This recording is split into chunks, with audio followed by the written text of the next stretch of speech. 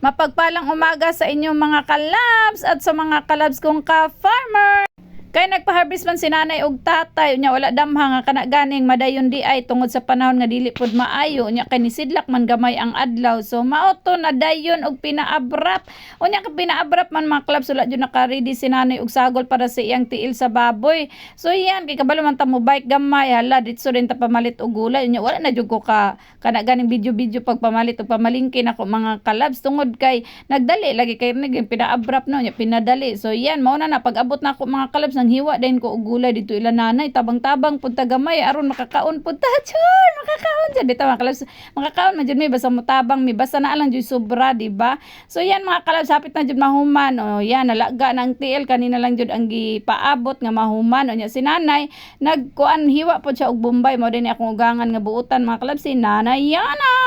So yan mga kalabs hapit na jud maluto ang ganing umahumok ang tiil sa baboy unya kay si tatay nagluto pud siya kanon kay siya may hawd maluto og kanon mga kalabs kay wala na lang ni adto inyong kalabs dito sa uma tungod kay kana ganing ni ulan na nya si Manang Bini siya po niluto sa sudan o hawd man sila mga kalabs kay mga Ilocano lami jud kay moluto di ba o mga Ilocano gawas din ha gawas jud. So mao to murag nitulo na jud ang kalibutan ayan get prepare na jud lamanang disig Manang Bini ang kana ganing pagkaon sa mga hauler bagger o kana ganing driver kay mauli ni yung uli na magid sila mga kalabs kay nitulo na lagi no nitulo ng kalibutan o ayan mura ra jud nag-birthday mura jud birthday ba sa harvest mga kalabs oy kay paska jud dagana mga unya lami pa jud kaayo ang sudan o kulang na lang manganta sila happy birthday to you di ba mga kalabs ura ra jud nag-birthday bitaw mga kalabs oy kani ganing ingani nga kani ganing time kana ganing lami on pud paminahon nga makapakaon pud sa mga tawo nga nitabang sa tuwa di ba